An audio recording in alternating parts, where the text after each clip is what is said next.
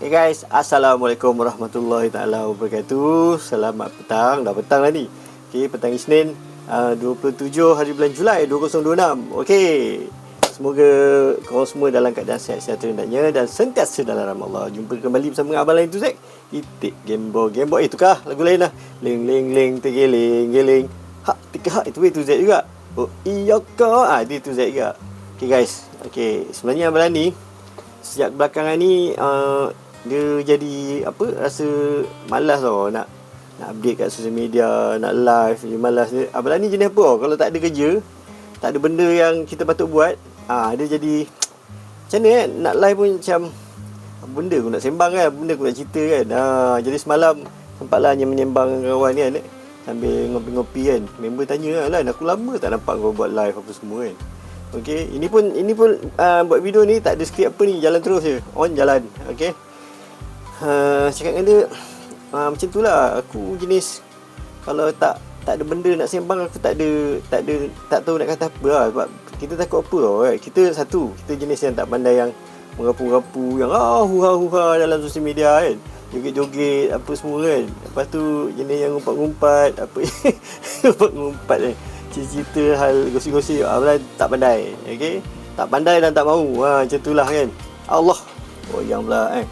Okay, jadinya dia jadi malas tau nak update settle semua kan. Tapi sekarang ni yelah, kita tak boleh lah macam tu. Kita jangan duduk diam kan sebab Abang kan buat bisnes juga apa semua kan. So sekurang-kurangnya dalam satu hari tu kena update satu cerita lah. So that's why Abang cuba challenge diri sendiri untuk at least satu hari satu video upload. Okay, so semalamnya menyembang dengan kawan lah, sembang-sembang. So kawan-kawan bagi cadangan, siap-siap Abang siap tanya dia orang lah. Kau bagilah aku idea kan, apa yang aku boleh bercerita kan.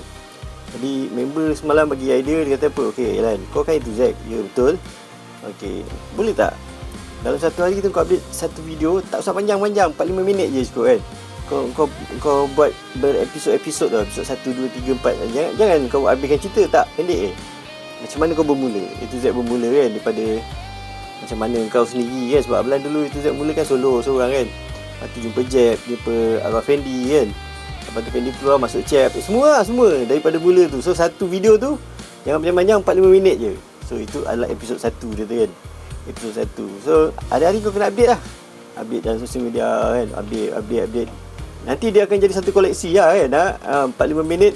Tapi kalau cerita tu berpanjangan, dia jadi sampai berpuluh-puluh episod lah. Dia kata kan, tak apa, okey je kan. Okey je. So sekurang-kurangnya satu hari satu video, kau ada benda yang kau nak sembang. Betul juga kan. Setuju lah kan. Jadi insyaAllah pula daripada InsyaAllah besok Abang akan mula bercerita tentang macam mana Lan itu Zack tu menceburkan diri, dapat peluang masuk dalam industri muzik. Itu sekitar tahun 1994 macam tu lah, 1994. Kemudian berkenalan dengan Abang Kia, producer yang pertama tu yang buat lagu Ling ling ling tegeling geling. Hak tika hak teku hak ku hak. Juga yang buat lagu Hella bubu hella dia.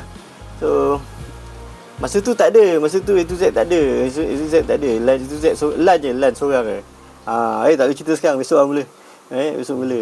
Kita jadi semangat pula nak cerita Okay, so korang kena follow lah cerita-cerita Abang ni support video ni. Dia Abang akan cuba upload di FB, TikTok dan juga di YouTube kan. So at least dia jadi satu kompilasi lah. Sambil-sambil tu nanti Abang selit-selit lah lagu-lagu baru apa semua kan. So at least ada benda Okay, so kau setuju Kalau kau setuju, tulis kat bawah tu, mari support. Apa tu kalau ada soalan-soalan ataupun idea-idea bernas yang kau nak sampaikan, kau tulis kat bawah.